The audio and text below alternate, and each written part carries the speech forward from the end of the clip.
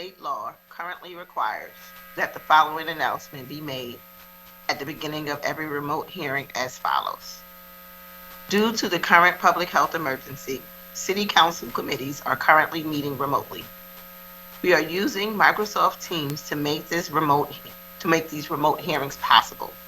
Instructions for how the public may view and offer public testimony at public hearings of council committees are included in the public hearing notice that are published in the Daily News, the Inquirer, and the Legal Intelligencer prior to the hearings, and can also be found on phlcouncil.com. I now note that the hour has come. Ms. Storr, would you please call the roll to take attendance? Members that are in attendance will please indicate that they are present when your name is called. Also, please say a few brief words when responding so that your image will be displayed on screen when you speak. Councilmember Heenan. Councilmember Gim. Good afternoon, everybody. I am present. Councilmember Dom. Madam Chair and colleagues, I am present. Vice Chair Green. Good afternoon. And Chair Brooks. Good afternoon, everyone. I am present. Thank you. A quorum of the committee is present, and this hearing is now called to order. This is the public hearing of the Committee on Intergenerational Affairs and Aging regarding resolution number 210091. Ms. Storr, will you please read the title of the resolution? A resolution authorizing the City Council Committee on Intergenerational Affairs and Aging to hold public hearings examining solutions to the ongoing housing crisis impacting senior Philadelphians. Before we begin to hear testimony from the witnesses we have today, everyone who has been invited to the meeting to testify should be aware that this is a public hearing and being recorded. Because the hearing is public, participants and viewers have no reasonable expectation of privacy. By continuing to be in this meeting, you are consenting to being recorded. Additionally, prior to recognizing members for questions or comments they may have for witnesses, I will note for the record that at this time that we will use the chat feature available in Microsoft Teams to allow members to signify that they wish to be recognized. In order to comply with the Sunshine Act, the chat feature must only be used for this purpose. I would like to make a few comments before we begin.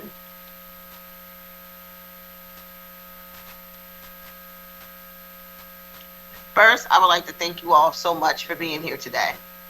As a chair of the Committee of Intergenerational Affairs and Aging, I am pleased to continue our hearing series on how the housing crisis is impacting senior Philadelphians.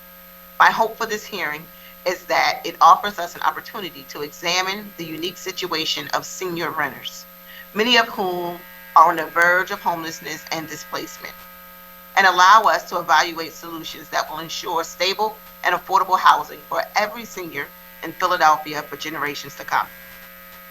I also hope that this hearing will be a resource for senior Philadelphians as they connect their struggles and share their experiences. Dealing with housing issues like being priced out of your community is common amongst older adult renters, particularly in working class communities of color. And it is important for us to recognize that these are not isolated incidents, but trends citywide that threaten the most vulnerable community members and harm our elderly neighbors. The COVID-19 pandemic has been a painful reminder of the ways in which older adults are uniquely impacted in times of crisis. And it has made it clear that housing is the single most important issue when it comes to health, wellness, and stability for aging populations. We can no longer simply focus on immediate aid and one-time payments to support seniors through difficult times. We need to do much more. The pandemic only worsened an already dire situation in our city, where seniors on fixed incomes were being pushed out of the rental market. We must pivot to long-term solutions to housing insecurity and pursue bold, lasting changes to support seniors who rent their homes. While the majority of older adults in Philadelphia own their homes, we know that many are renters, and the city has seen a shift of being majority renters for the first time in 2019. Across the city, many of our seniors rely on fixed incomes, are struggling to afford rising housing costs as they compete with the influx of renters moving to the city. If we are not supporting our seniors and respecting our elders by giving them support they need to live stable, healthy lives, then we need to ask ourselves as a city what our priorities are. I'm excited to have older adults who are renters here today to share their experiences on this call, as well as policy experts and senior serving organizations who focus on this issue. This is important for me, not just on a policy level, but on a personal level. I've seen firsthand what it looks like when seniors are forced into homelessness, into home housing encampments, or into shelter care because they can't afford their rent. I've spoken to so many of my community members, ages 65 and above, who do not have the resources they need to make ends meet because their housing has become unaffordable and their fixed incomes cannot keep pace. So thank you to the members of the committee and to everyone who will be sharing their stories today for their dedication to finding concrete solutions to these problems. I also would like to welcome Council Member Thomas to today's hearing. Thank you for joining us today, Council Member. And lastly, I want to note that written testimony was received from Ms. Deborah Gray yesterday evening, and that testimony has been circulated to all council members along with the hearing materials for today. I now recognize Councilmember Gim for brief remarks. Thank you so much, Madam Chair, and it is a pleasure to join you today to listen to many of our seniors, legal advocates, and others to focus on the important need for securing stability and housing for seniors here in the city of Philadelphia. I want to just take a minute to commend Councilmember Brooks for her leadership on the Committee on Aging and making sure that we are using the voices and experiences of our citizens and of our members and residents to better inform us about policy practices that we need to do, in the coming months. One of the things that I wanted to, kind of underscore per Councilmember Brooks's comments, which is that Philadelphia has actually been a leader on a number of different areas in protecting seniors. Not only do we have programs in the mortgage foreclosure area or in the mortgage area for homeowners, but these are important protections for those who are on fixed incomes. It's the city recognizing that we need affirmative policies to protect our older residents to age in place, and to recognize that our city is stronger when we have multi-generational families and communities all throughout every neighborhood in our city. We've also been thinking really hard on new areas. So as the chair noted, as our city has tipped more towards being predominantly renters, we together, actually, Councilmember Brooks, the Madam Chair, and I have been partners on helping lead on housing protections, about right to counsel, the funding, and making sure that our seniors who can face a variety of housing challenges and contesting things like illegal lockouts and other types of things, that legal assistance and balancing the forces that are out there with legal protections and helps and guarantees has been an important step forward that the city of Philadelphia has pioneered. But most important, I am on here to really listen to the voices of our seniors. I really want to thank the chair for her unique and determined focus that the voices of our seniors will help lead the path towards the solutions that we need to do. But I especially want to thank the chair and in particular this committee for dedicating itself to core issues around our seniors and ensuring that this is a Philadelphia that we can truly call home for as long as we want to. Thank you very much, Madam Chair. Thank you, Councilmember. I would also like to recognize Councilmember Derek Green for brief remarks. Thank you, Madam Chair. Definitely want to echo the comments that you made, as well as my colleague, Councilmember Gim. And having been a past chair of this committee, appreciate the work. In fact, we just had a conversation with AARP earlier today talking about livable communities, continuing some of the work that we had started in the previous term. But this is such an important issue. I remember from my time before I joined this body when I was the chair of the Center in the Park, which is I won't say senior, I'll say seasoned center in Vernon Park in the Germantown section of Philadelphia. And a lot of the issues we talked about in reference to helping those who are seasoned in our city being able to live and stay in their homes, either through adaptive modification programs or other initiatives. And then for those who decide to downsize and move to other locations, if they had the ability to do so, also providing information in that regard. And it's something that the whole concept of livable communities and how we maintain the city of Philadelphia for everyone is very important. And that's why, based on this need and this crisis, specifically as it pertains to our seasoned citizens, is very important, and why I'm doing the legislation on the November 2nd election regarding the Housing Trust Fund to provide additional dollars in the Housing Trust Fund to make sure we have a dedicated amount of dollars from our general funds for the Housing Trust Fund to make sure we provide more affordable housing production, but also to preserve housing in our city of Philadelphia, which is very important, especially for our seasoned citizens. So thank you, Madam Chair, for having this conversation. It's very important, and we continue this dialogue to make sure that we're continuing to make the city of Philadelphia a place where all communities can live and benefit from all that Philadelphia has to offer. So thank you. Thank you, Councilmember. Ms. Stewart, will you please call the first panel? Yes, our first panel is Patty Prunhuber from Justice and Aging, Daniel Hyman from the Senior Law Center, and Janine Miller will be reading testimony on behalf of Sister Mary Scullion from Project Home.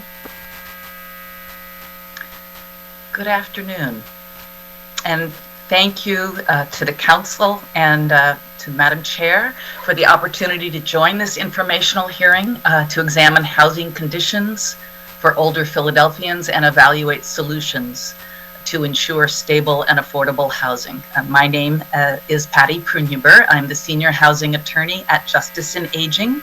Justice and Aging is a national legal organization that fights senior poverty through law.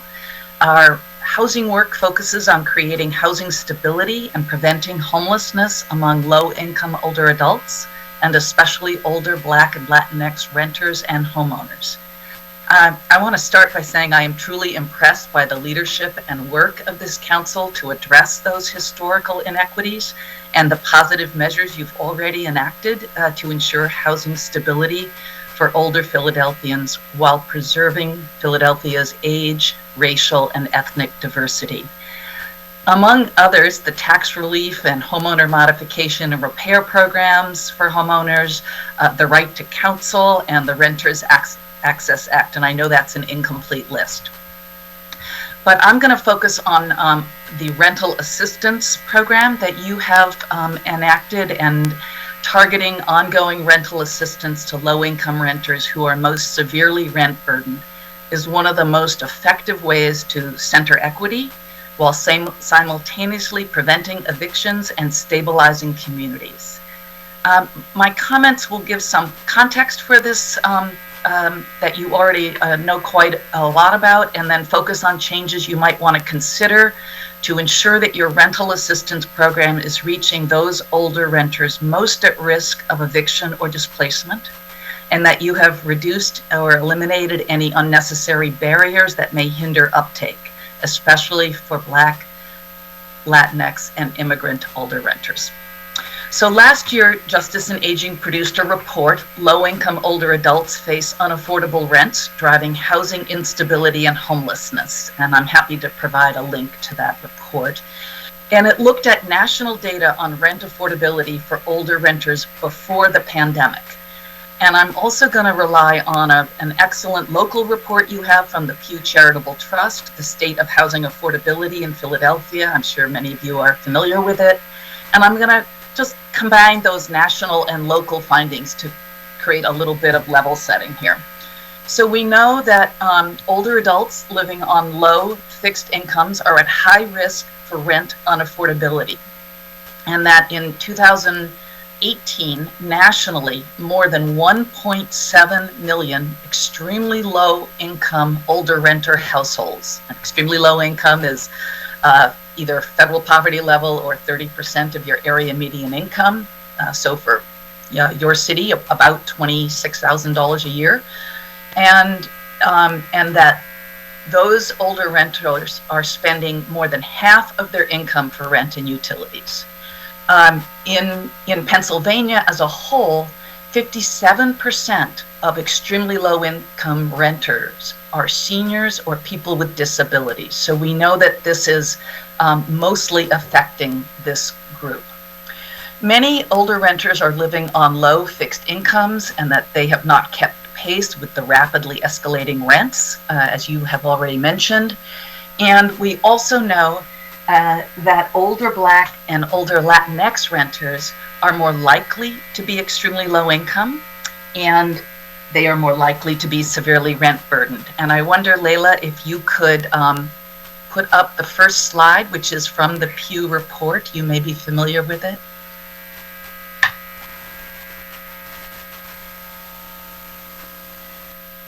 Thank you. So this is the household cost burden by income. And for those individuals who have less than $10,000 a year in income, and you think, how could people possibly live on less than $10,000 a year in income? 92%, or more than 9 out of 10 of renters, this is not by age, are cost burdened, paying more than 30% of their income for rent. And if you go up to 30,000, it's still 86%.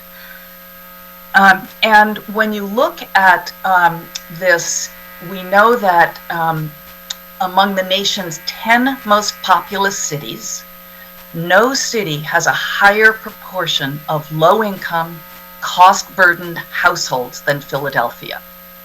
So we can see that despite Philadelphia's relatively low housing costs compared to some of these other cities, many city residents do not have enough income to find housing they can afford.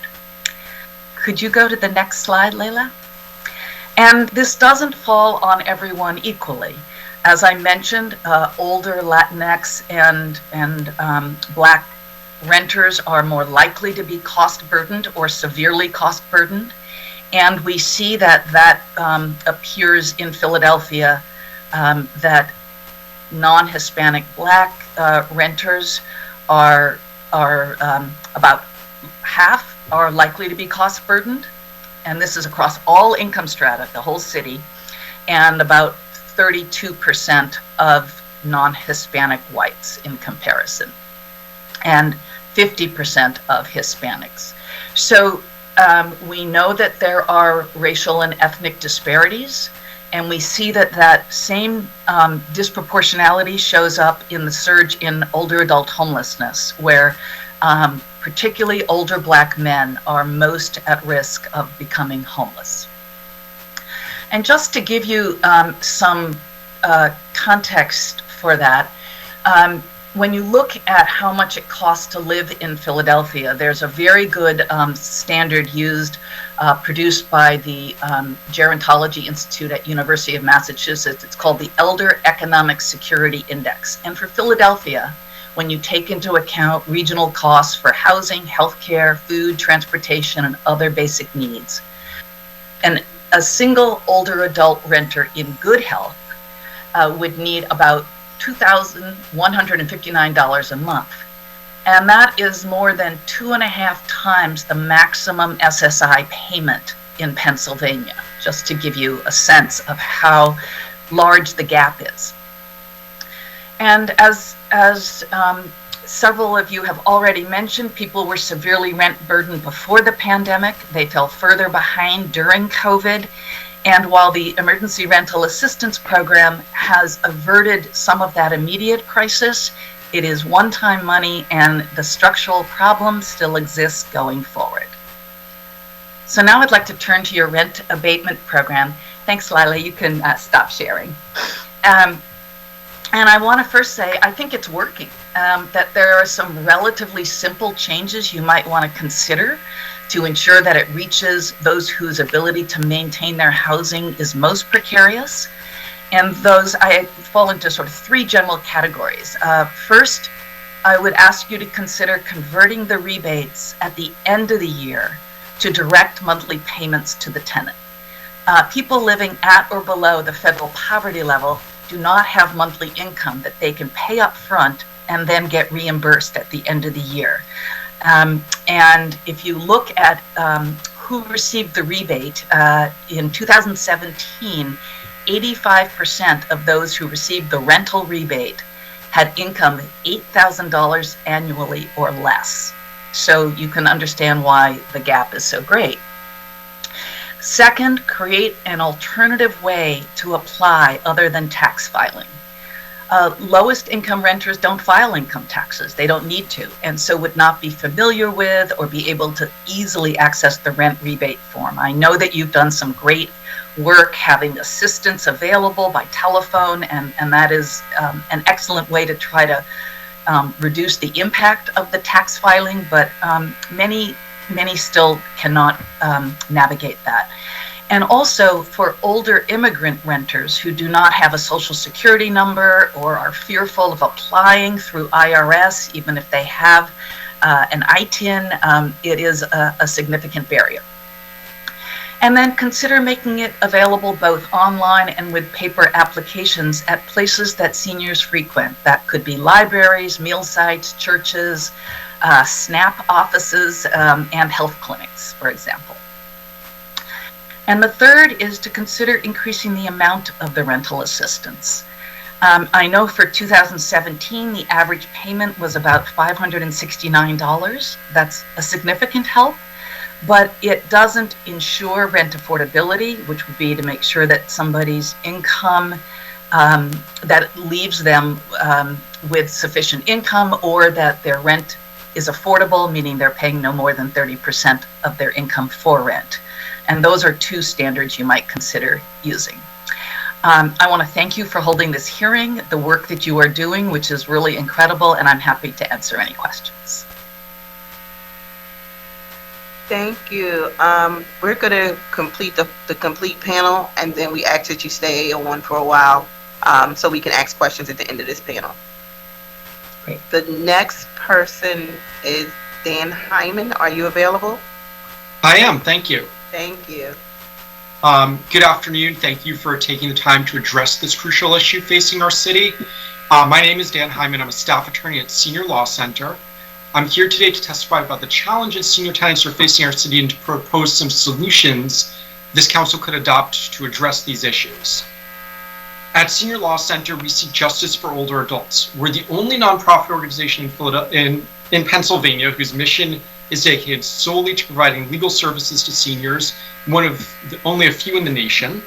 We provide free legal assistance to thousands of seniors each year, including victims of elder abuse and financial exploitation, grandparents raising grandchildren, and elders facing housing crises and homelessness. In our work, we assist seniors facing tenants' rights issues such as evictions and other threats to safe shelter. The COVID-19 pandemic has only exacerbated the housing epidemic that vast number of our seniors are facing. While the housing crisis is something this council is painfully aware of, seniors face additional burdens compared to the average tenant. I want to just outline some of those. Many seniors have lived in their rental properties for years, if not decades. For example, one senior we recently assisted in Philadelphia had been a tenant at the same property for 28 years and had to relocate because the landlord was selling and the new owner wanted that person out. She had accumulated a lifetime of possessions, and due to her disabilities, she could not physically move her belongings. She had to rely on friends and families to help. We find that this is common for many seniors who have physical disabilities, and unfortunately many lack family or friend support and need to rely on expensive moving companies when forced to vacate their homes. With age comes mobility challenges. As a result, the already limited housing stock in the city is even more limited for elder tenants. Many need easy access to public transportation to maintain their independence, so they can't just move anywhere. Many need a first floor unit or a unit in a building with an elevator, and that severely limits the stock that they can even look at. Even searching for housing presents a number of additional challenges. Wait lists are often years long. Much of the housing for seniors is substandard. Issues that would only be a minor inconvenience for some tenants presents a real difficulty for a senior. For example, I have one tenant right now that I'm representing in court where the buzzer in her building doesn't allow her to buzz people in. She has a mobility issue that means it's very difficult for her to walk down the stairs to open the door to let guests in. For most tenants, that would not be a big deal, but for her, this really impacts her quality of life. A loose or worn carpet could be unsightly to the average tenant, but to a senior creates a fall list and a health hazard. Many of the seniors we help don't have devices to access the internet or are uncomfortable using the devices they do have. A number of property maintenance companies have switched to online platforms for listing units or for payments or for maintenance requests. This presents a barrier to seniors both in maintaining their current housing and in searching for alternatives. Philadelphia does have a number of senior complexes. Unfortunately, some of these buildings haven't been well maintained. Others have landlords have owners who are seeking to convert them away from senior housing so that they can obtain higher rents. Pandemic began, we've seen an increasing number of landlords simply refusing to make needed repairs when they want a tenant to move out. This especially impacts seniors who may not be able to make repairs on their own or who are otherwise vulnerable. This is not a crisis without some potential solutions. We recommend that the city's licensing inspections department prioritize complaints from elders. Other cities have set policies to have their inspections departments triage and prioritize certain types of cases. For example, Boston has established a program they call Breathe Easy at Home. If there's a child with asthma in the home, a housing condition like mold that might impact that child's health, their inspections division will prioritize that case and get an inspector out immediately. Philadelphia could similarly prioritize housing conditions that are impacting the health of our elders. The state does have a rent rebate program for seniors, and the previous speaker spoke about that eloquently. I just want to stress it provides very little money. It's a maximum of $650 a year, and it requires seniors to have a very small income to qualify. We second these recommendations by the prior speaker. We recommend that the city consider supplementing the state dollars, perhaps increasing the amount of assistance available, or raising the eligibility level and providing assistance to seniors who are over that minimum income bar. Ideally, this would be coordinated with the state so seniors don't have to apply to multiple programs. There are a number of additional reforms that could be considered to keep elders in their homes. Right now, the Good Cause Ordinance only applies to leases of less than a year. Many seniors have been in their homes for many years. The good cause requirement could be expanded to longer term leases, to leases of a year or more. We could put in place rent stabilization for long-term tenants who can pay current rents, who are being forced out of their homes by rapid rent increases. We could provide, the city could provide funds to pay moving expenses for senior tenants who end up having to move, because seniors often are not physically able to move themselves. They often incur an additional expense when they do have to relocate. The city could focus on seniors who are being evicted when a lease ends for termination of term, and provide assistance for paying first and last month's rent as security deposit to help those seniors relocate to new, safe, stable housing. Thank you for the opportunity to testify. We appreciate your taking the time to consider how this serious issue impacts our elders, and I'm happy to answer questions. Thank you so much. Next up, we have Janine Miller speaking for Sister Mary Scullion. Good afternoon. Thanks for having us. Yeah, I'm here. Can you hear me? Can you hear me, member? Okay. Yes, we can hear you. Good afternoon. My name is... Okay, great. Thank you.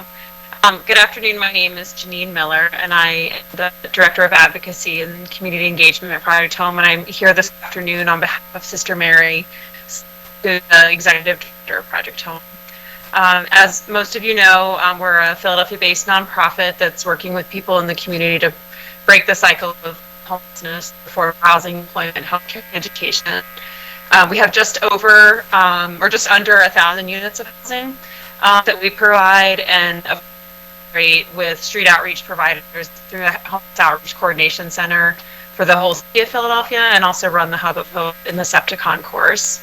Our current projects are creating units for people who are aging, so we're really glad to be here today, and also people in recovery, exiting foster care, and identify as LGBTQIA. Each of these projects, I like to think of it as a dual need: capital, operating, rent subsidies, so supportive services funding to fully meet the needs of each of these groups. So grateful for the leadership of council, especially you, Councilmember Brooks, for hosting this here to explore these housing challenges and light on all of this. We are also especially appreciative of ongoing support of the Office of Homeless Services under the leadership of Liz in the testifying in a little bit, and in the Department of Behavioral Health and Intellectual Disabilities under Dr. Jill Bowen. So, as many of the residents living at Project Home at any point in time are over the age of 50, our street outreach hotline staff is reporting even more recently that many adults are calling challenges finding affordable rental units, sometimes even having a hard time finding units when they're holding a housing voucher in their hand. So today we'll focus on our experience with people who are older and have been homeless. So an example of that is A is a 51-year-old woman who's been on the streets for more than 15 years and has had periodic episodes of being housed and having a job. She's gone to great lengths to keep up her appearance, and however has had a history of incarceration, mental health disability, and substance dependence. And this has resulted in Sorry to interrupt disability you. in multiple states. It's a little bit hard to hear. Yeah. If you turn off your video, it might be clearer. Okay, yeah, I'm having those technology geeks, so I apologize. But I'll try turning off my video and let's see if that's better. Okay, great. Thank you. Does that help at all? We'll see. Does that help with my, a little bit hard to say? I think so, yeah. We can see once you start testifying. Sorry. Okay. Let's give it a shot, and if we need to let somebody else go, and I can see if I can do some technology adjustments, I can try. Does that help at all? Yeah. Yeah, do you mind Okay. trying to reconnect? It is still a little bit hard to hear you.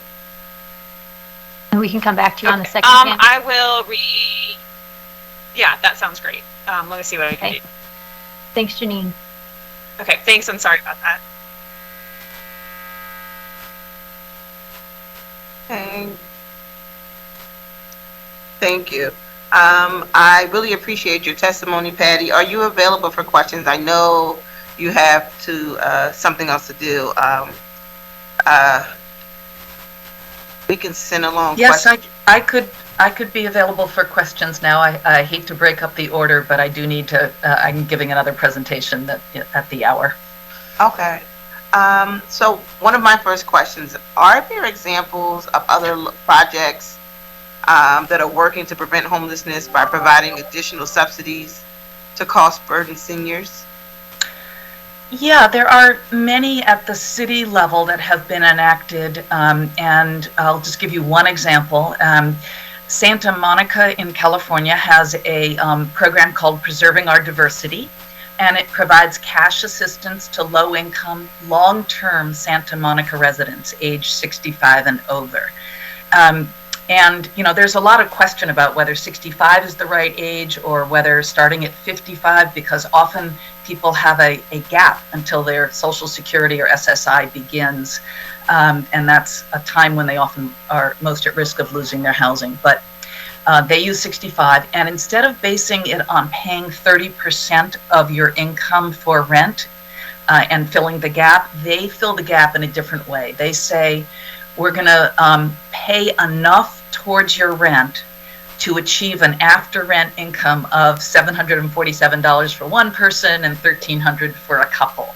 And you can apply online, or there's a printed application, and the rent subsidy goes on a monthly basis directly to the tenant.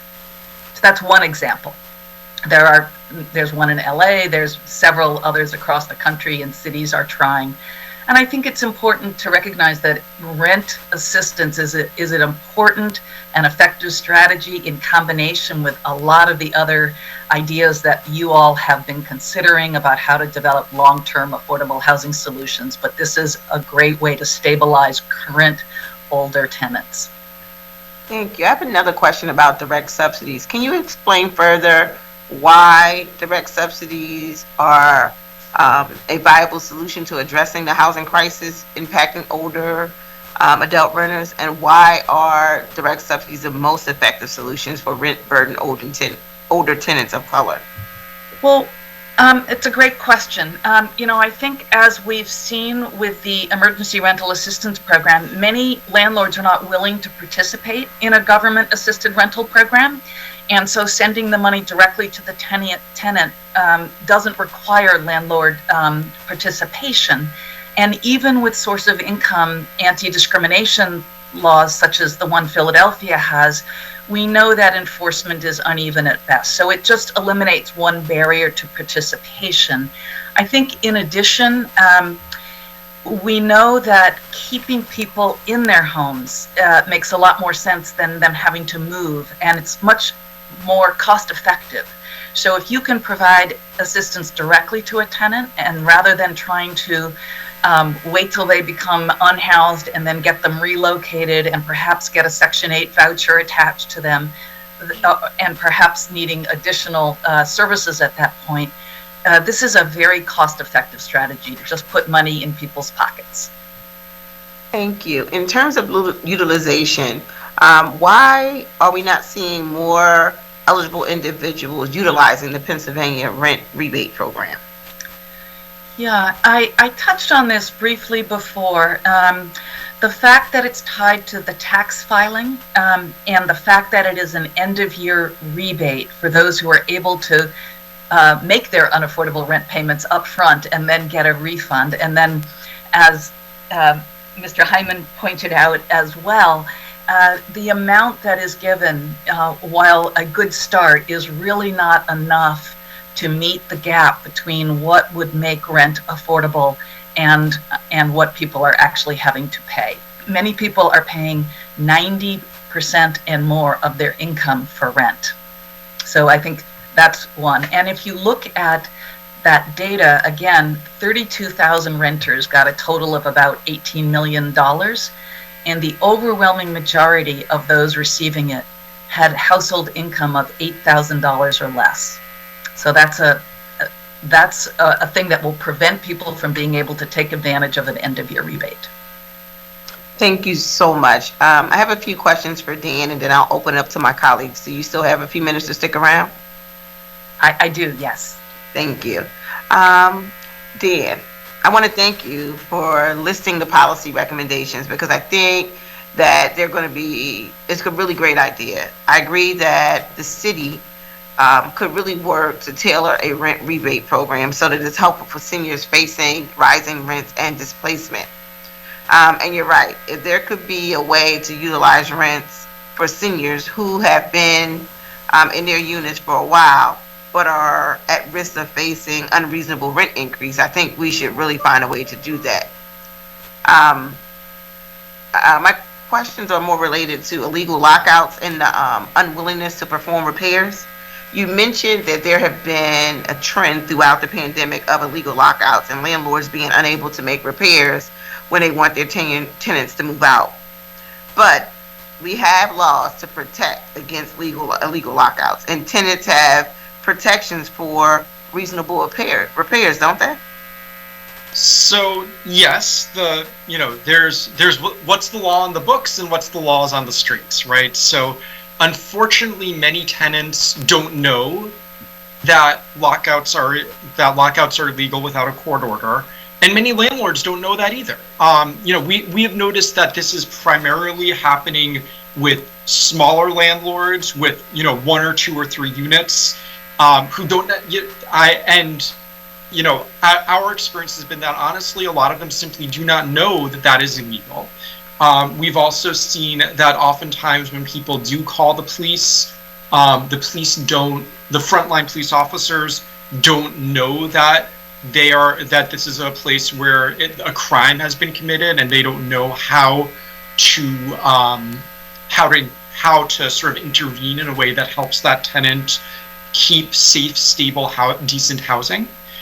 The police have said, I believe, that in cases where utilities are cut off, they don't think that they can intervene, even though that is a place where the law says utility cutoffs do count as an illegal eviction.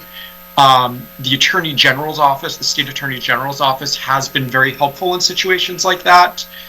They have staff members who will call a landlord and let them know that they are breaking the law by cutting off utilities to force someone out. And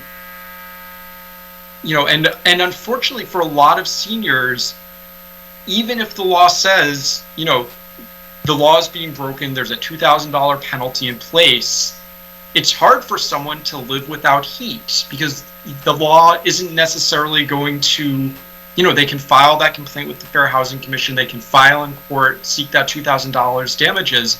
But if you're a vulnerable senior with medical issues, living for a week or 2 without heat could be really, really dangerous for your health. And so unfortunately, illegal evictions, utility shutoffs, it's a place where unless we can get really fast action, it can really negatively impact our senior tenants. Thank you. If the best solution is often to move out of a unit, what options are left for older adults who cannot afford to pay market rates for housing? And this is unfortunately a place where there are not great options. As I mentioned in my earlier testimony, wait lists in places are years long for seniors seeking affordable housing. Many of the shelters that we have in the city are not appropriate for seniors with disabilities, and many access to emergency housing is often through the shelter system. So people have to go to a shelter for a couple weeks or a couple months, and then they will be slotted in to an affordable unit. Unfortunately, if you're medically fragile to the point where during a pandemic being in a shelter situation is not safe for you, then you can't go to the shelter, and you can't then get that path to a more stable housing situation. So unfortunately, this is not a place where, I think if we cannot sort of have the police helping on a more expedited basis, if we can't have L&I helping in a more expedited basis, filing a fair housing complaint. The Fair Housing Commission has been wonderful, but they're not set up for emergencies. They have a process that requires a complaint and then time to respond, and then once that complaint goes forward to a hearing, if the landlord doesn't comply, they go to the Court of Common Pleas to get an injunction. So it's a process. It is not set up to remedy an emergency situation. Thank you so much, Dan, for answering my question today, and we really appreciate your testimony. Are there any questions or comments from members of the committee? I had a brief question for Dan, Madam Chair. Yes, that you recognize, Councilmember Gill. Thank you so much, Madam Chair. First of all, thank you, Mr. Hyman, for the work that you've done at Senior Law Center. It's been, incredibly important. You've been an incredibly important partner as we tried to figure out some important programs like Right to Counsel, among others. Can the city is supposed to be unrolling Right to Counsel in targeted zip codes. Can you talk a little bit about how those programs could play a role? What are their limitations, for example? And what are some additional things that we should be considering as a city as Right to Counsel begins to pilot out in our neighborhoods? Thank you, Council Member. I think so. First of all, thank you for being an advocate for Right to Counsel. Philadelphia has been a leader nationally on this issue. First, in terms of limitations, I think maybe I'll speak for a few of the limitations. Many of these habitability issues that we're discussing, that's not something that Right to Counsel is going to cure, because Right to Counsel is about seniors facing evictions having an attorney represent them in an eviction. So Senior Law Center right now, for example, and I believe CLS and other legal nonprofits in Philadelphia have the same limitation, we are really not taking very many affirmative cases. We are mostly, almost without exception, only taking cases defending against evictions. So when people have habitability issues, the landlord is breaching their lease. There's the lease is a contract where the landlord promises to keep the unit habitable, and the municipal court can hear cases seeking rent rebates, rent reductions. Tenants can file affirmative cases, but there's no right to have an attorney help tenants file those cases. So I think that's definitely a limitation. And we were discussing that today. There was a municipal court committee meeting, and we were discussing sort of trying to help tenants who are operating pro se through that filing process to make sure the municipal court is addressing those complaints. So I think the court recognizes that that's a limitation. And the other thing that I think, now sort of moving into sort of how this can help. We've noticed that tenants who have attorneys, outcomes are better, right? The money judgments are lower, time in housing is extended, they get the time they need to search for alternative housing. So I think having attorneys present is helping, and as the Right to Counsel legislation is implemented and as it's expanded, I think it will help more. But I think is so focused on the end of the process when someone is already facing eviction. I think that we need to put some attention on the other issues facing senior tenants around the illegal evictions we talked about, around these habitability issues. And I think the Fair Housing Commission and the municipal courts are recognizing these issues, and I think we are moving forward. So I don't want to leave the impression that things are completely hopeless, because I think these issues are being recognized and being addressed. That's super helpful. Thank you so much, Mr. Hyman. Thank you, Madam Chair. Thank you. All right. There being no other questions, Ms. Stewart, will you please call the next panel to testify on the resolution?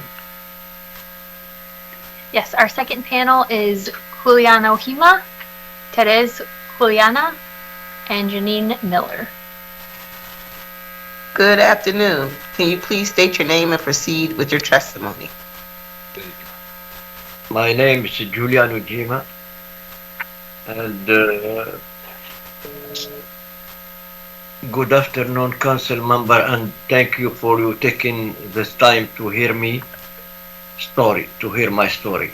My name is Julian Ujima, and I live in council member Mark Squilas, District 19148. I am 67 years old and a proud citizen of the country. I first come to the United States in Philadelphia in 1994 as a tourist and fell in love with the city. I then traveled back to Switzerland and awaited my green card. Soon, 3 filter, I become a citizen of the country. And by doing so, I swear to work hard and serve this country. I did just that. When I first moved here, my English was not so great. I worked as a dishwasher until I learned the language and could attend school in New York.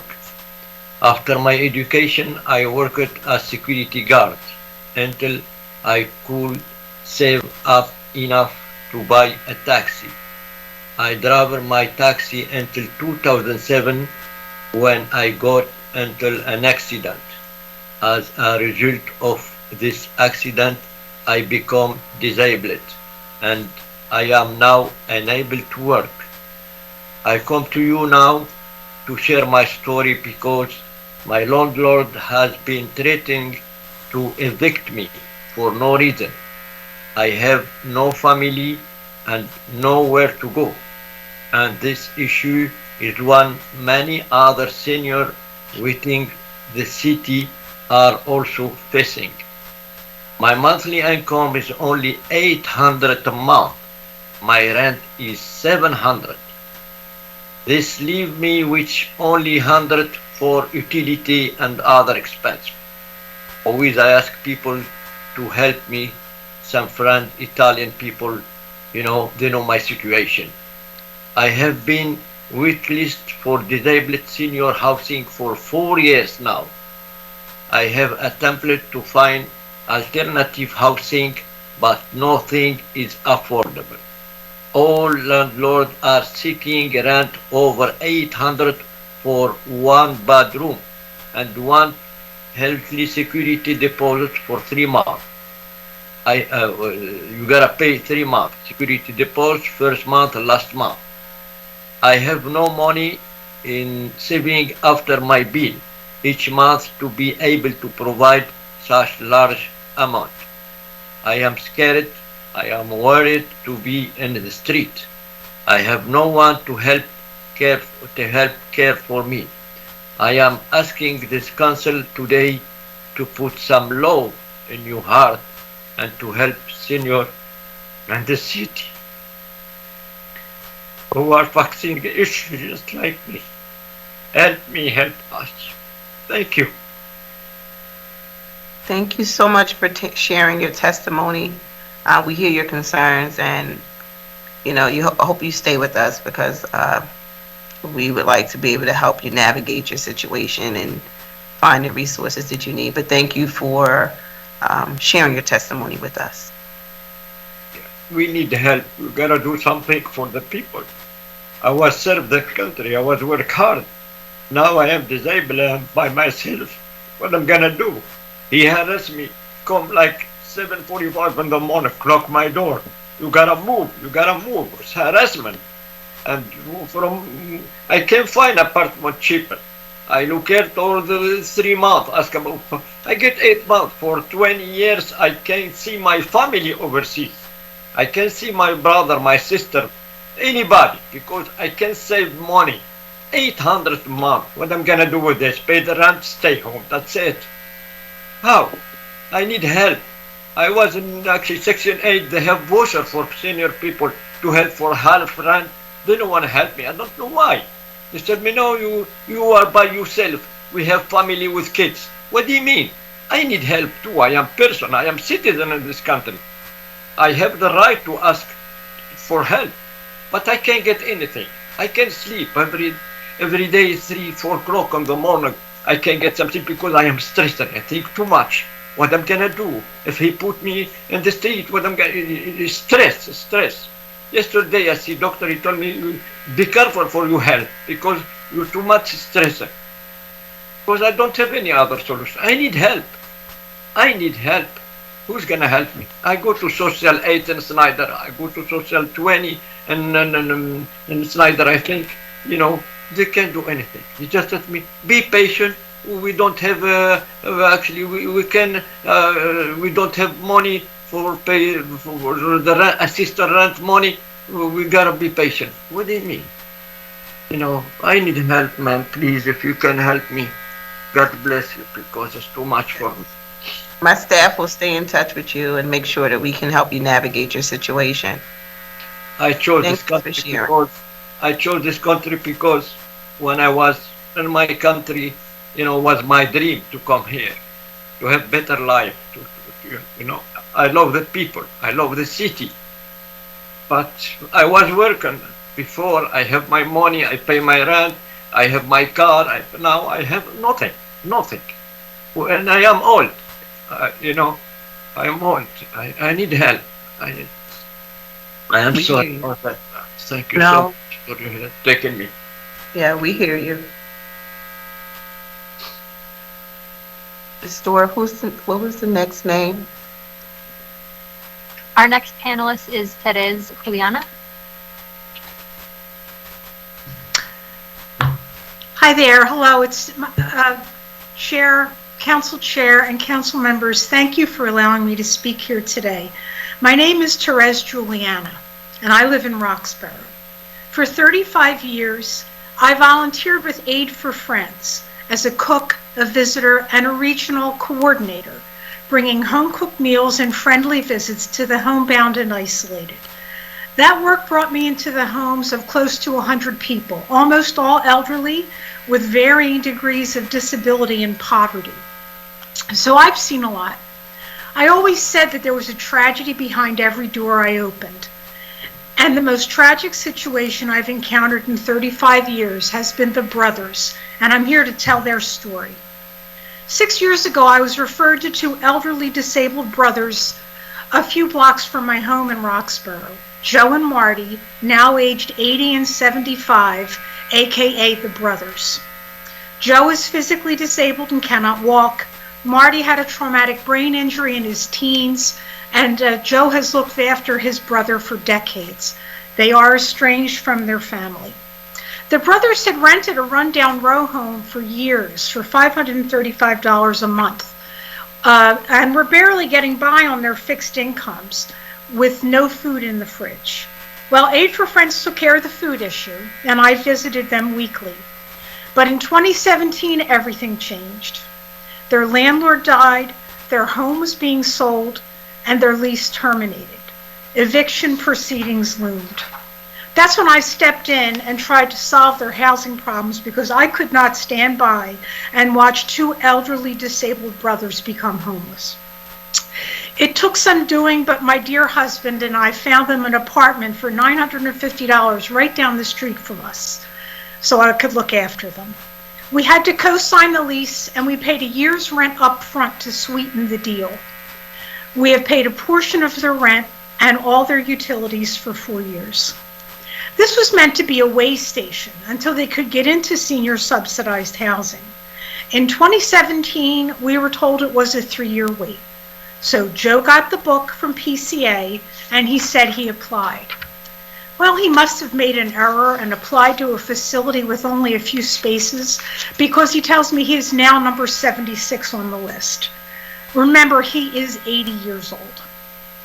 Joe is irascible, cantankerous, and prideful. He does not accept help easily. We have a social relationship, not a legal one. I try to preserve his independence and dignity, stepping in matters of health and housing. However, the building where the brothers currently live, it's being sold, and their lease expires in 11 days. I have tried frantically to find them a new home. A one-bedroom apartment on the first floor for $1,000. I mean, we're still chipping in. They want to stay in Roxborough, and it would be more convenient for me to look after them if they were close by. No luck. I've contacted property managers, realtors, and the local senior center. The few who have returned my calls refer me to online resources like Facebook Marketplace, Craigslist, and Zumper. The search process is slow and frustrating for me, a person comfortable with technology. But it is a major barrier for someone like Joe trying to search on his phone with a limited data plan. Most applications charge a fee for a credit check, which Joe will surely fail. While Roxborough is rife with new construction, these apartment buildings along Ridge Avenue are far out of reach of seniors in desperate need of housing like Joe and Marty. There's one ray of hope. A realtor from my church is now trying to help us. If we can find an affordable place, we'll co-sign and pay another year's rent up front to get the brothers into an apartment and keep them from becoming homeless. We're even looking for an affordable condo to buy so we can act as their landlords. But we're not finding anything in their price range or ours. Even the best realtor cannot find something that doesn't exist. I figured there had to be someone whose job it was to help seniors navigate this process. Someone who could take Joe by the hand and act as a case manager, making sure he was doing everything he could possibly do to secure housing. PCA said they didn't offer that service. No one does. But surely someone should. Joe and Marty have me and my husband trying to help. But what about other seniors? There are other tragedies out there behind other doors, but we can only personally deal with one of them. The waiting time to get into senior subsidized housing is shameful, with no accommodation for emergency situations. The application process with a separate packet for each building is onerous and unwieldy. The supply of affordable housing in the midst of a building boom is negligible. What is going to become of Joe and Marty if they are evicted? Having done homeless outreach in the past, I know of no shelter that could accommodate their respective disabilities and keep them together. Lots of places have you lie down on a mat on the floor. Joe can't walk. He ain't getting down on a mat. My husband and I cannot watch two elderly disabled brothers be put out onto the street. We are desperate to help them and we need help. We've got the money to throw at the problem, but we're just not getting anywhere. Thank you for your attention. Thank you so much for your testimony and just being a good neighbor and a support. I mean, we, sad to say, we need more neighbors like you, just paying attention to our neighbors. And please stay in contact with my office and whatever we can do to help you navigate this situation. What I've found is so many more Joe and Martys in this city.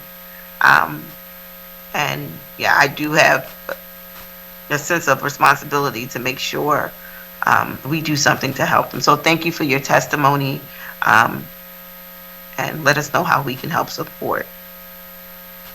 Thank you, Madam Chair. One more thing. I think everybody would help if they saw the need.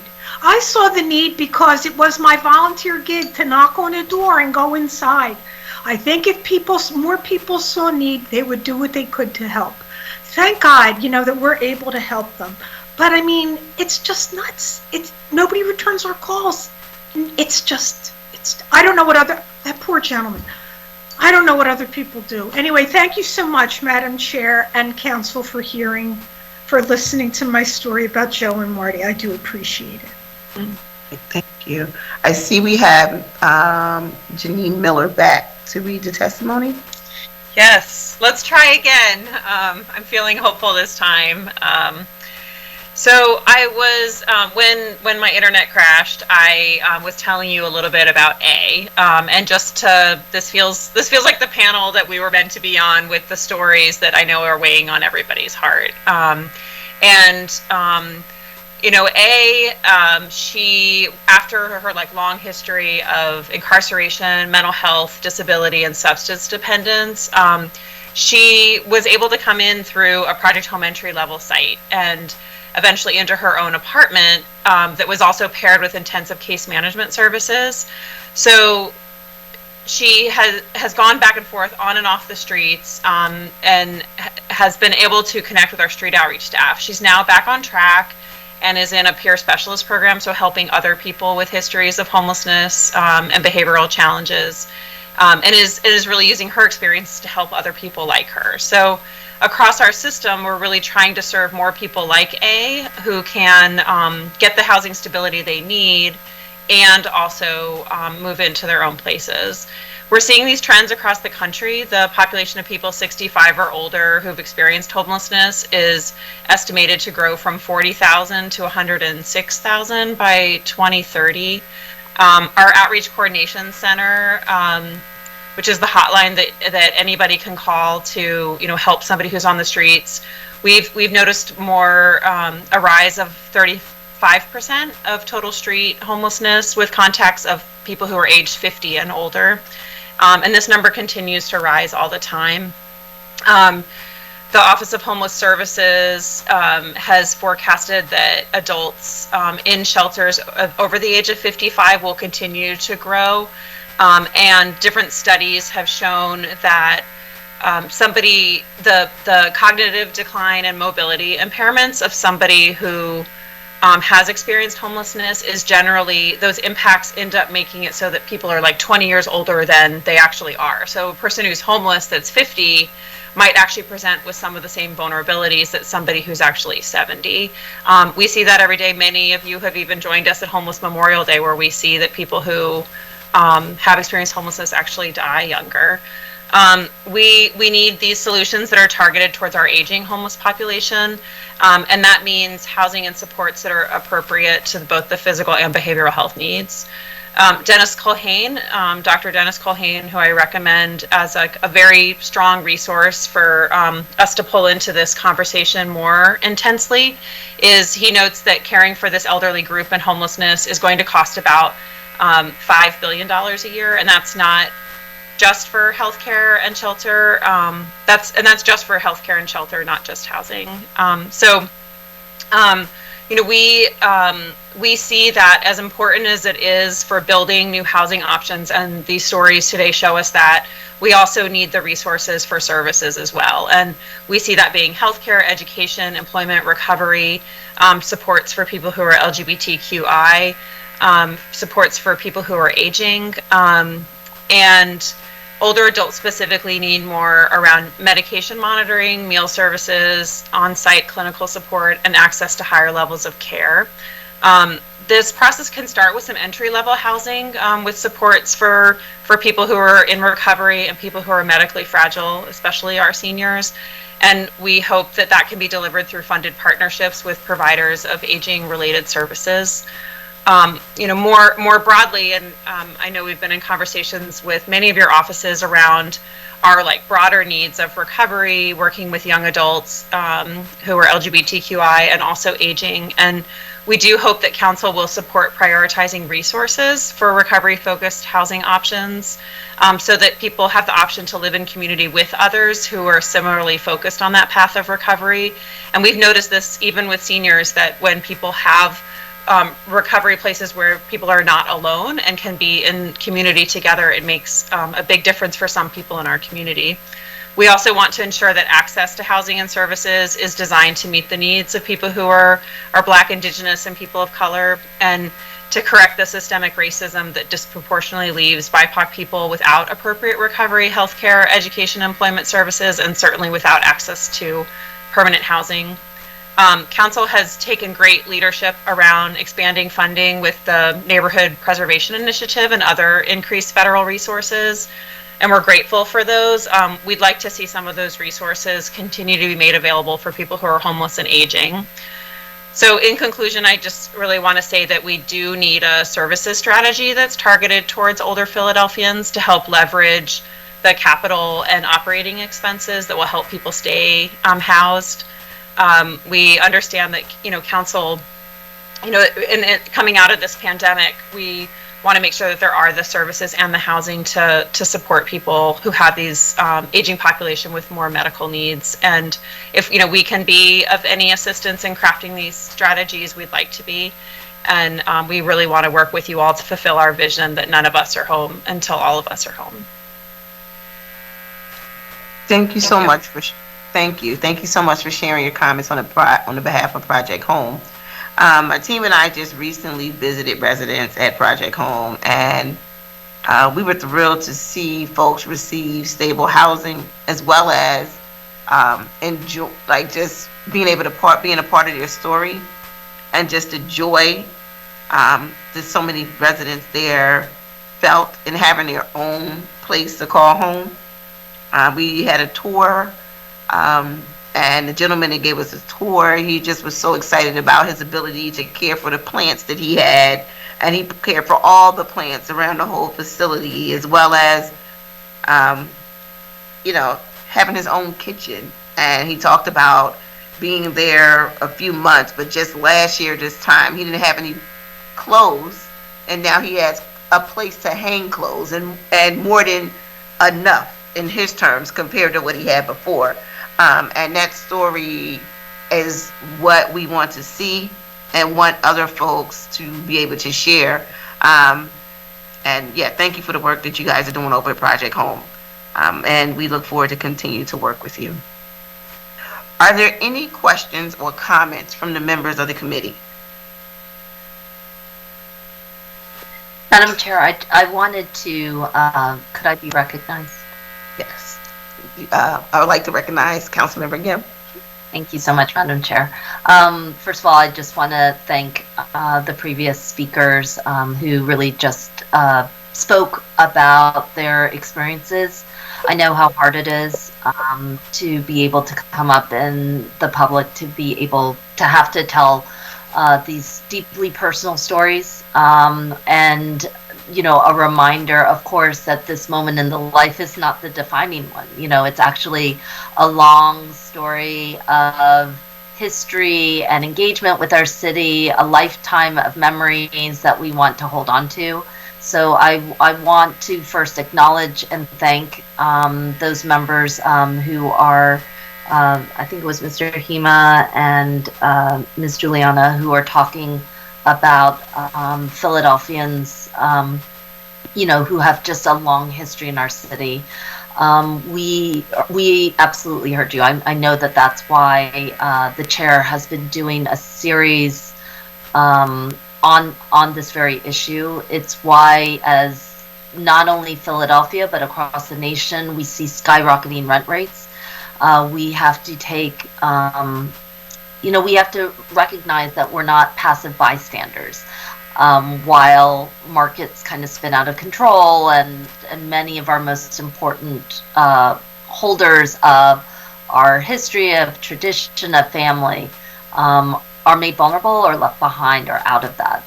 I know that later on in this hearing, we'll be hearing from some of our city agencies who are always being told how much more we can do. But again, one of the things that I think the chair and I are committed to is not basing our work simply on the capacity and existing amount of resources that we have. Part of hearings like this is to recognize that we have to adapt our resources to what the needs of our communities actually are. And if that means that we have to reallocate or we have to leverage for more, either at the state or at the federal level, or through private efforts, we are committed to doing so. But I just wanted to express that we absolutely heard this panel from the heart, and it will be guiding our work going forward. So thank you very much, Madam Chair. Thank you, Council Member. Ms. Storr, will you please call the next panel to testify on the bill? Yes, we'll have 2 people testifying and 3 people available for questions. So Melissa Long from the Department of Planning and Development and Liz Hirsch from the Office of Homeless Services will be testifying. Ali Mooney, Ryan Ambrose, and David Thomas will be available for questions. Good afternoon. Can you please state your name and proceed with your testimony? Yes, good afternoon. My name is Melissa Long of the Division of Housing and Community Development. I want to thank you, Chairperson Brooks, other members of the Intergenerational Affairs and Aging Committee, and members of City Council for this opportunity. I'm pleased to be joined by my colleagues at PHDC, Ryan Ambrose, NPI Director, and Allie Mooney, Manager of Housing Programs. I'll be presenting testimony on resolution number 210091. And I do want to echo what Councilperson Gim just said. Thank you for the previous testimony. And she is absolutely right that we do absolutely need to continue to advocate on a state and local, state and federal level for increased resources and support to really fully fund rental assistance and other programs and pilots that I'm going to talk about, and my colleague Liz is working on over at OHS. It's just absolutely necessary. As we, have talked, there are so many challenges facing renters. And, here Philadelphia does support utility assistance and eviction prevention and diversion, in which many of seniors absolutely benefit. The city also funds the production of new and preservation of affordable housing. And, I am pleased to report at the latest allocations from PHFA for new projects, affordable projects for Philadelphia.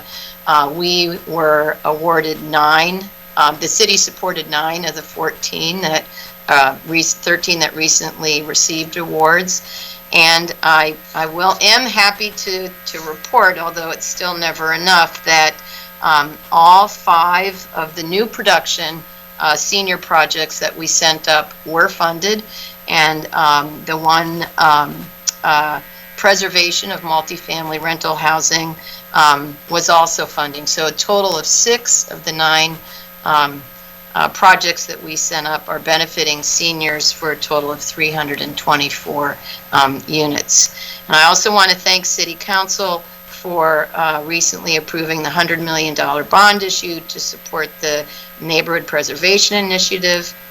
This budget does allow for $3.8 million in rental assistance.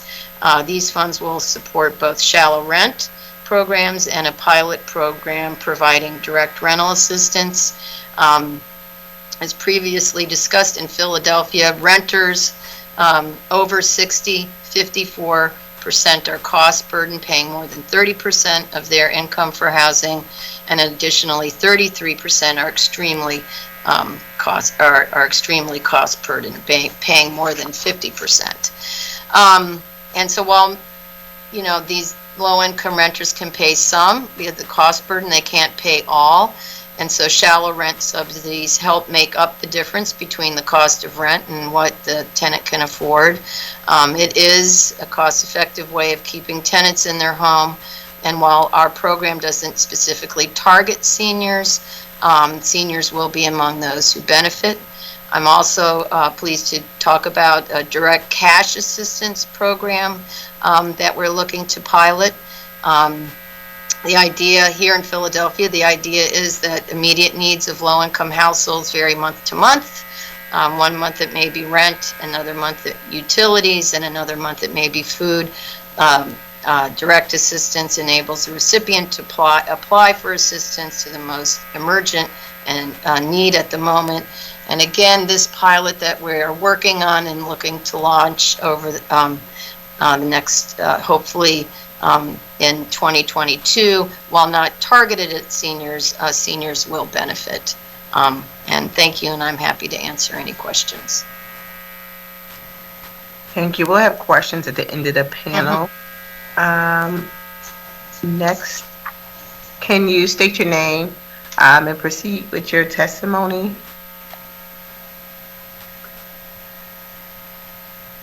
Hi, Liz Hirsch. I'm the Director of the Office of Homeless Services, and I would like to introduce my associate who is on the call today, Daiquiri Robinson. Daiquiri, if you could come on camera for a moment. And Daiquiri is the Director of Long-Term Housing. Today at 4 p.m. we have a memorial for Lester Ross, who was an older man who was homeless on and off for many years, and when he got his own apartment, used to still come back to Station House because he loved the community, and he was quite beloved.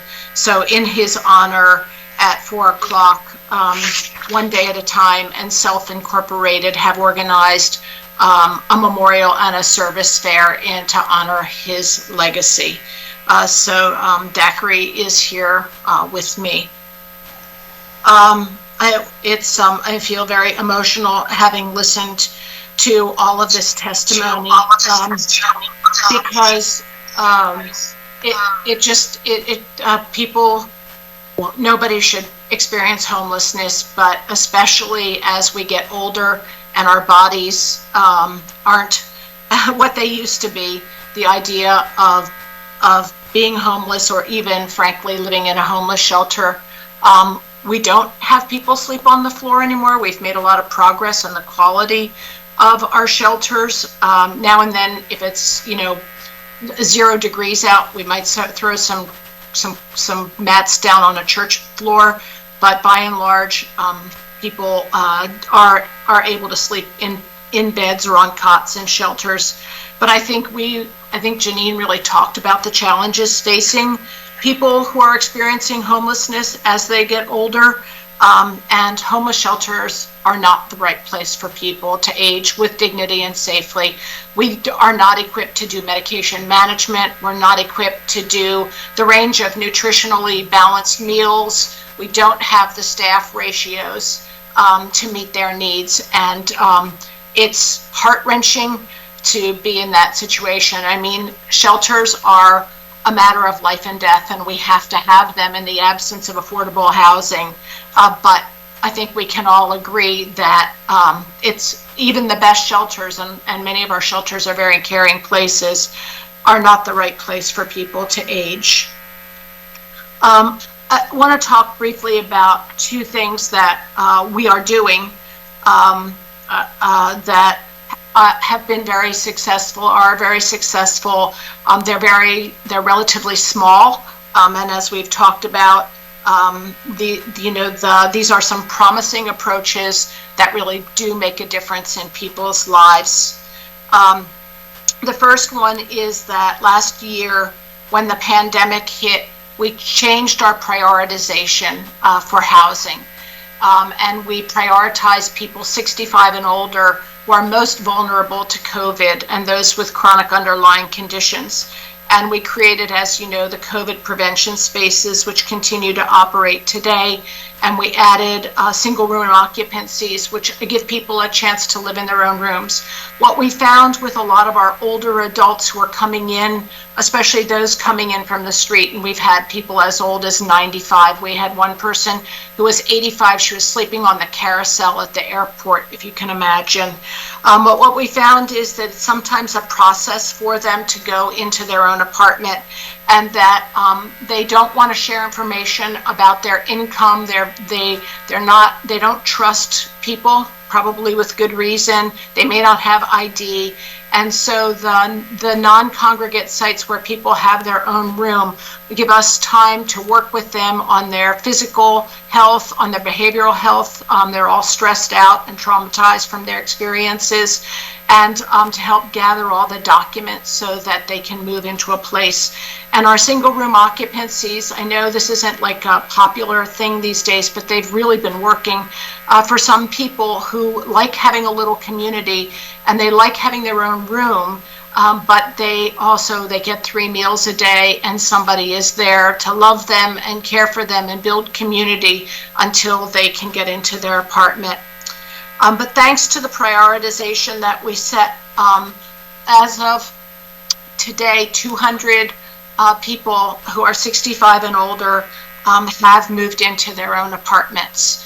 and they have their own places. And this fulfills our commitment continuing to fulfill our commitment that we made, that no one who was highly vulnerable to COVID because of their age or physical condition would go back involuntarily to a congregate site or to the streets. And we are actually a national leader on this. The guidance is just coming out for something that we've been doing now for 16 months. I'm going to ask Daiquiri just to add a little color to that in just a moment. But I wanted to, because Daiquiri is the person who has really led the team, who has made it possible for these 200 folks to move into their own places. And I wanted you to meet her and see her, because sometimes we are hidden, and also to hear a little bit from her. But before that, I do want to talk about one other program. We have in our last year in our shelter system, we had about 479 people who were 65 and older. And as Janine said, people who have experienced homelessness age faster and have more deteriorated health conditions, sometimes as much as 20 years or more beyond their chronological age. And we have never had the wherewithal to advocate for them to get into long-term care or personal care, to which they're entitled. And this isn't for everybody, but for people who are frail, elderly, who need help going to the bathroom or bathing, who need help with those activities of daily living, who need help with medication management. Sometimes these are the best options, but what we found was that they are discriminated against. Because of their history of homelessness, and some have histories of behavioral health, that it was very, very hard for them to get into these more suitable living situations where they can really age with dignity. And we now have created a program that we call PEACE, which is a little bit of a crazy acronym, but it's the Partners Establishing Accessible and Affordable Housing and Caring for Frail Older Adults Empathically. And we now have a team of CNAs, social workers, whose job is helping assess people who are in the homeless system to see if they have a need to go into long-term care or to personal care or to get waiver services in a community-based setting. And then they advocate for them to get into that. And the bottom line here is choice. It's really about choice. And so far, we've had 66 people move out of congregate sites into places of their choosing, often with friends. One person went with her daughter, siblings, into places where they can sleep in a real bed and get meals that are nutritionally appropriate for their age, get the on-site medical care, recreation, all of the things that they need to be able to age safely and with dignity. So I've sent Allison the information about how to access the PEACE program. And if I might just very, very briefly indulge you, I'd like to ask Daiquiri to introduce herself and just tell you a little bit about when people do end up falling into homelessness, which we don't want anybody to experience, what she and her team have done to help them get into a permanent housing situation. First, I want to say good afternoon, and to Councilmember Brooks, thank you so much for allowing us to come today. My name is Daiquiri Robinson. I am the Director of Long-Term Housing for the Office of Homeless Services. When we encounter any participant who is vulnerable for COVID, and those who are, especially those who are older, we also have to remember that some of these folks have been homeless for a very long time. So when they come to us, they may have no documentation. We're talking no IDs, no social security cards, no birth certificates. And those systems, because of COVID, had slowed down so much that the case managers that are working with them, it takes time to get those things. So when they're matched to a place, some places may require income. We have some seniors who don't want to give you your income information. But again, this is all about developing relationships and partnerships so that those that we work with can be can have trust in us to get them what we promised. And that's basically what we do. We have case management, case conferences every week with the case managers. So case managers now know that as soon as someone comes through their doors and they start their assessments, they know to ask the questions. What documentations do you have? We do have to be honest. We do have problems with those folks who are undocumented. We're trying to figure out ways to get them housed as well. We find that with the Peace Project, we've seen that is working, because a lot of our seniors go into the hospital. Some have gone into the hospital and passed away, so they never got a chance to have their own place. We've had some that have gone into the hospital and had major surgeries. So the Peace Project definitely does work. I just wanted to give you all one quick story. We had one feisty Miss D. She's very feisty, and she was at the COVID prevention space at the hotels. She was out protesting with the advocates when it was time for us to move folks out, and she is now in her own apartment. And the thing I say about her is that everybody was like, she's very feisty, we're trying to work with her, we can't work with her, but she's just somebody who wanted to be heard. And she would call me and I would talk to her. I said, listen, work with your case manager, she's going to do ABC for you. And that's all that any of our participants want. They want to be heard, they want to be loved, and they want somebody to really believe in them. So thank you again, and we hope that that what we're doing at the Office of Homeless Services is making things a lot better. Thank you. Thank you. Thank you. I do have a few questions. My first question is for Melissa Long. I want to thank you for highlighting the shallow rent program in the Neighborhood Prevention Initiative that just recently passed through City Council. I think many have highlighted today that direct cash assistance is a strong way to support those living on fixed incomes.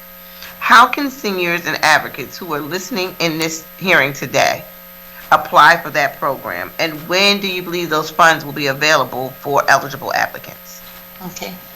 Thank you. Yes, I can say, PHDC right before COVID we currently have a shallow rent program. As we discussed, there are, even on our tax credit deals with rents at set at those at 60% AMI, there are still so many that still are not even able to pay those rents. And PHDC launched a shallow rent program targeted at those tenants projects, subsidized tax credit projects, and seniors in those developments will continue to benefit from that program.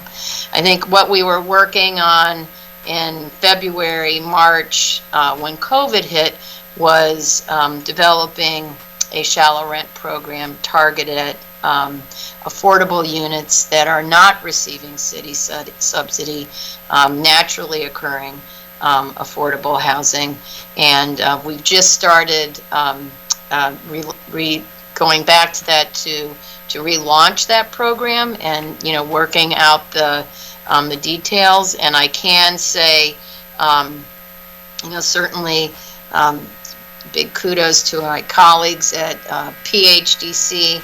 We are going to take, adapt the processes and the infrastructure from the Emergency Rental Assistance Program to that next pilot program. And I'll definitely keep everyone posted on sort of where we are and with the timing and when we relaunch that. Great. I think this program will continue to have a lot of success because we saw how federal rent subsidies provided much needed relief to renters throughout the pandemic. I have another question for you. The city has been working, like you just mentioned, to distribute rent relief through the Emergency Rental Assistance Program throughout this pandemic. What are some of the best practices that will be implemented to ensure the effectiveness of funding through the MPI Rent Assistance Program? And again, I think, we have the infrastructure application process in place, and a lot of, being on phase 4 now of that emergency rental assistance, we'll be able to apply that to the the next pilot of shallow rent. And I think certainly too, we have learned a lot in terms of the application process and some of the assistance that our tenants and landlords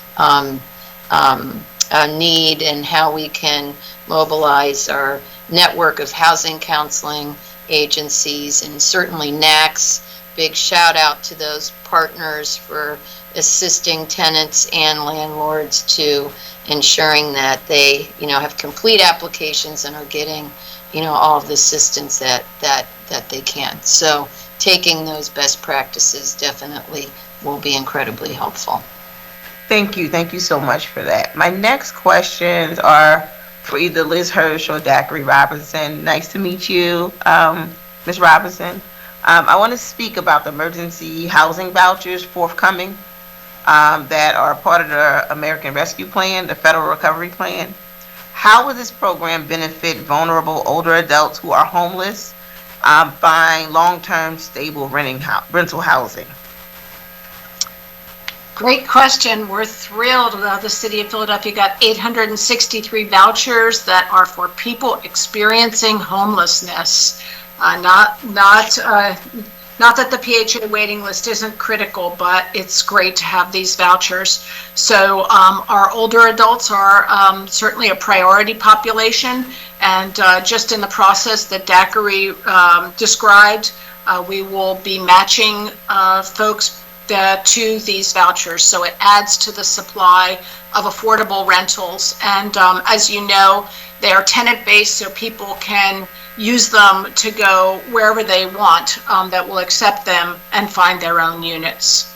So it will have a very positive impact.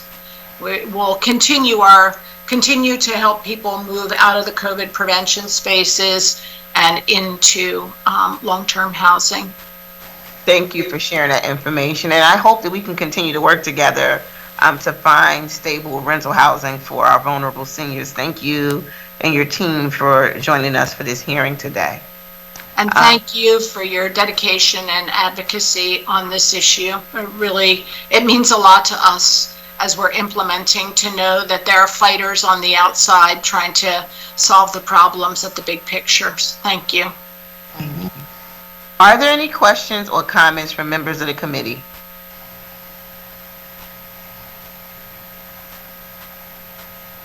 There being none, Ms. Stewart, will you please call the next panel to testify on the resolution? That was our final panel, so we can move to public comment. Okay, that includes panel testimony for this resolution. We will now begin hearing from individuals who've registered to provide public comment. Ms. Stewart, will you please read the name of the first person registered for public comment? Andre Del Valle. Good afternoon, Mr. Del Valle. Please state your name and proceed with your testimony. Sure. Good afternoon, Council Member Brooks and members of the Committee on Intergenerational Affairs and Aging. My name is Andre Del Valle. I am the Director of Government Affairs for the Pennsylvania Apartment Association. I want to thank you for the opportunity to testify today on Resolution 210091, calling for public hearings examining solutions to the ongoing housing crisis impacting Philadelphians. Although today's hearing is informational, we want to share some of the initiatives that the Pennsylvania Apartment Association, in collaboration with our members, have and continue to work on to assist seniors across the city of Philadelphia during these unprecedented times. At the onset of this pandemic, our members organized and implemented crisis response procedures to ensure buildings were cleaned, sanitized daily while proactively closing pools, gyms, and other amenities to limit the spread of the COVID-19 virus. Our members implemented social distancing policies and procedures to keep its residents safe, especially our seniors, with mandated mask wearing, bilingual signage posted on their properties, along with COVID-19 safety guidelines to ensure everyone was doing their part to flatten the curve. Many of our members proactively met with residents who are facing financial hardships and began creating, and to this day continue to make, payment plan agreements, and once the American Rescue Plan funds were made available, urged tenants to apply for the emergency rental assistance funds, which were made available by President Biden's administration. These ERAP funds continue to assist landlords who have not received payments in over a year and a half, while also assisting tenants by ensuring that tenants' arrears were paid off, as they had the ability to pay up to 12 months back and 6 months forward for any rent or utilities, given the financial hardship brought on by the COVID-19 pandemic. While the ERAP program still has its challenges, the Apartment Association has and continues to work closely with community legal services, Good Shepherd, PHTC, and many other agencies locally to help troubleshoot the challenges, host webinars for both landlords and tenants to answer questions on the application process, and assist in outreach efforts to landlords who had issues with applications to clear any backlogs. These efforts are not limited solely to Philadelphia, as we have worked with DHS at the state level and have been on calls with the White House as well to ensure the assistance gets to those in need. Locally, we work closely with you, Chairperson Brooks, and your team on the recently implemented Renters Access Act to ensure that applicants are not solely denied based on a credit score or an eviction record. In the wake of Hurricane Ida, we were assisting the Managing Director's Office, Red Cross, on relocation efforts for flood victims. And as a side note, we are going to continue to and are preparing to assist our Afghan brothers and sisters in resettlement efforts, working closely with the Department of Homeland Security and Office of Immigrant Affairs, as well as the Nationality Services Center and elected officials across all levels of government. All of this is to say that this year alone, we have been busy working closely with elected officials across both sides of the aisle and at all levels of government, finding that balance to assist both landlords and tenants in navigating what will be our new norm, including our seniors who have passed the torch to us, many of whom may be veterans, grandparents, many who have taken the role on as parents, may be abled or disabled, who have in some variation helped move our city and state forward. This informational hearing is an opportunity for us to share what we've worked on, but also an opportunity to offer insight from our members' perspective to promote cross-collaboration with this legislative body. I look forward, I've been listening in and I've heard a lot of testimony today from the speakers, and look forward to opportunities to continue to work not only with you, Chairperson Brooks, but the different folks that testified today. I thank you for the opportunity to testify today, and I'm happy to answer any questions you may have. Thank you so much for your testimony. Ms. Storr, do we have any other folks registered for public comment? Yes, 2 more people. Next is Meg Finley. Good afternoon, Ms. Finley. Please state your name and proceed with your testimony. Thank you, Chair Brooks, and hi to all the council members today. Thank you so much for holding this public hearing. It's been great to hear so many stories and solution options, and I would just like to share a little bit about the experiences of some of my clients. So my name is Meg Finley.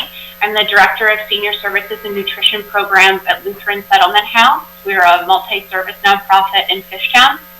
Through my experience working with older adults in LSH's Senior Community Center, Family Caregiver Support Program, and Food Pantry, it is clear that affordable senior housing is a major challenge and barrier for older Philadelphians to thrive in this stage of life that really should be an exciting and self-determined period.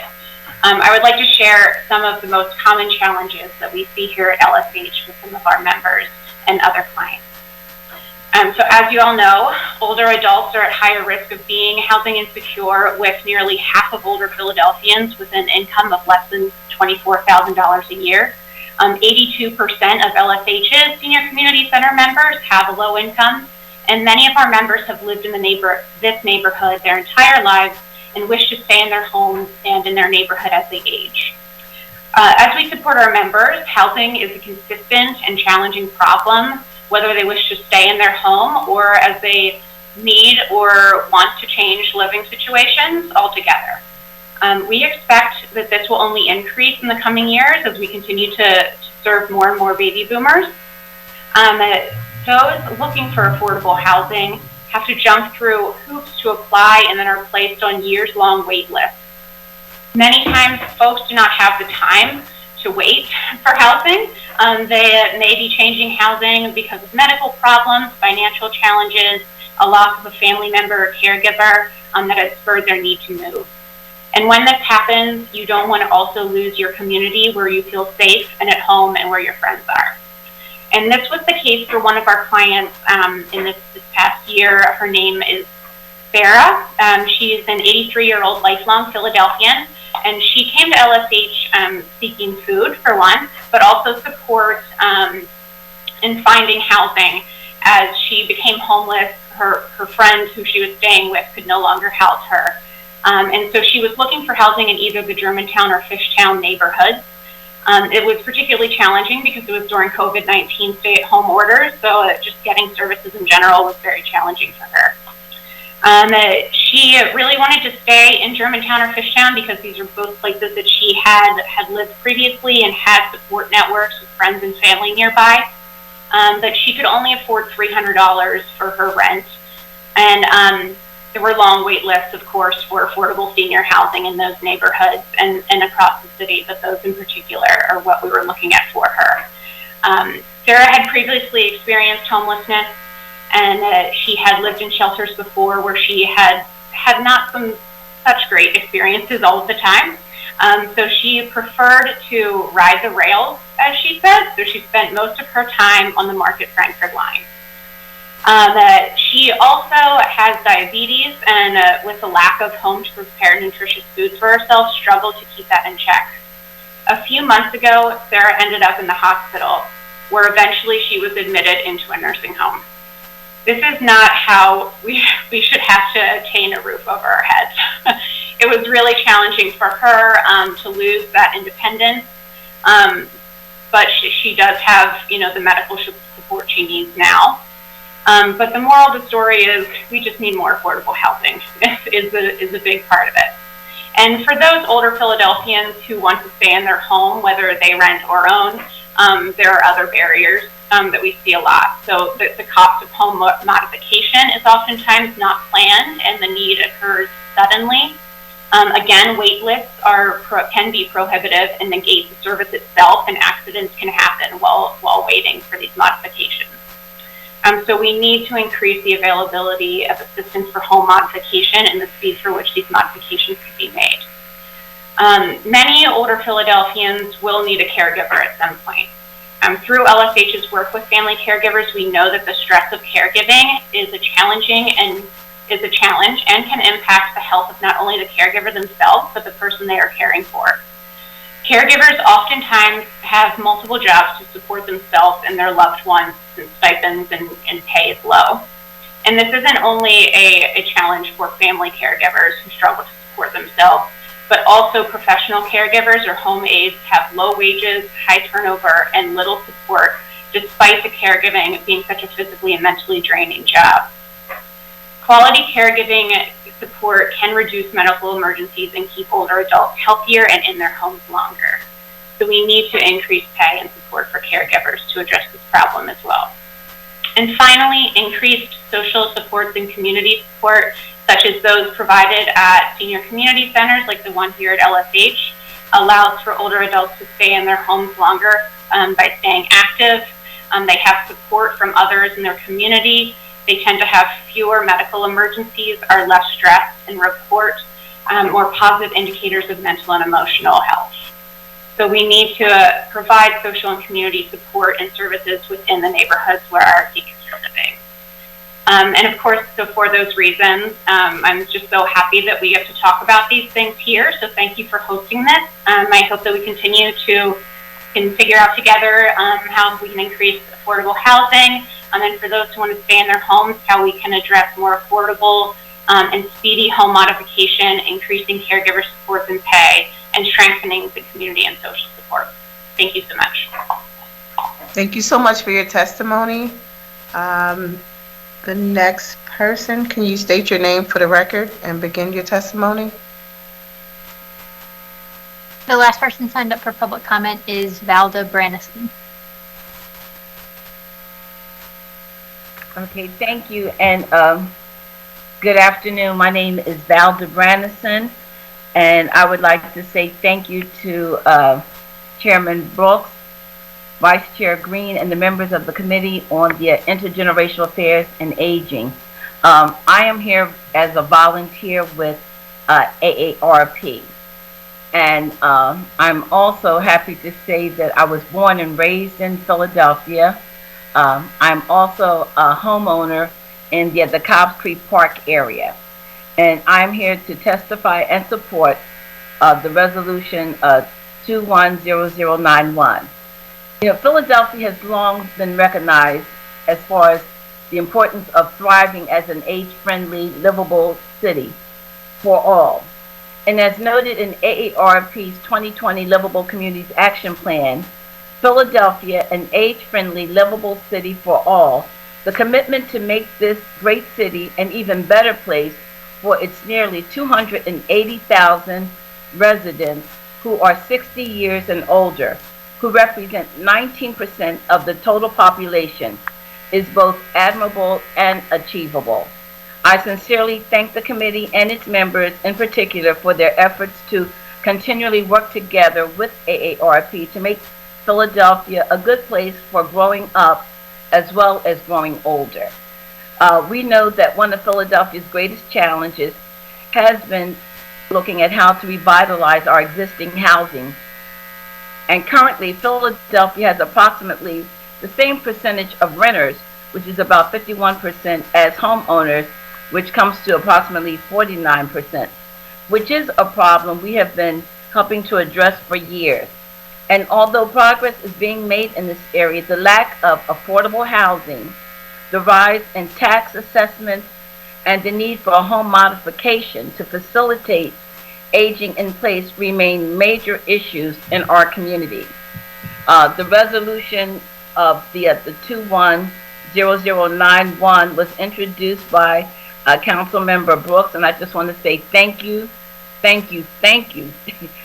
for that, in response to this problem of undue rent burdens and unfair access to basic property maintenance, as well as to preserve and appropriate resources of the Housing Trust Fund.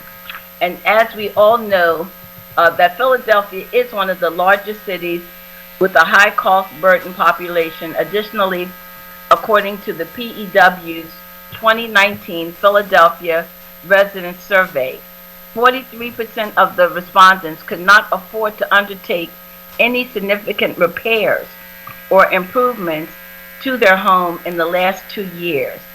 Our commitment to co-creating the solution to these complex problems does not exist in one hearing or 1 year meeting with the council. Our commitment is a multi-generational, multicultural, and multifaceted as our 1.8 million members across the Commonwealth. The coronavirus pandemic has revealed the resilience of not just our members, but the entire city and perhaps the world as well. And now I'm talking about AARP's membership. We must continue to protect and promote Philadelphia's equal right to life and their right to livable communities. And as we go forward in recovery, I am here today not to ask that we go back to our normal. I am here to ask instead that together we become champions of the co-created solutions toward the ongoing housing crisis that impacts senior Philadelphia residents, where we create better access, better protection, and better availability of resources. I'm here today to urge you to elevate the ongoing needs of our elderly population. And again, I just want to say thank you for your time, for your commitment to Philadelphia aging population, and for the possibilities and potential of our continued partnership. And I just want to say on a very personal level that I realize how fortunate I am as far as being a senior and being a homeowner, but I'm also very much aware of all the people who are not as fortunate, and knowing that this is something that we truly have to look at how we work together to bring an end to this. So as a result of my being here today, my commitment as far as the work has just gone, I can't even tell you how much higher, just to hear so many personal stories from other people. Thank you so much for your testimony, and thank you for taking time to sit through this hearing. We appreciate you. I want to put on the record that there's written testimony that was submitted from Deborah Gray. Ms. Storr, does that conclude our testimony? Yes, that concludes public comment for this hearing. Thank you. There being no questions from members of the committee and no other witnesses to testify, I will ask if there is anyone else present in this hearing whose name we have failed to call and that wishes to offer testimony on a resolution being considered today. Hearing none, I want to thank all the panels and the witnesses for their participation today. We value your opinions. This concludes the public hearing of the committee. We will now recess the hearing until the call of the chair. Thank you all, and thank you very much for your attendance.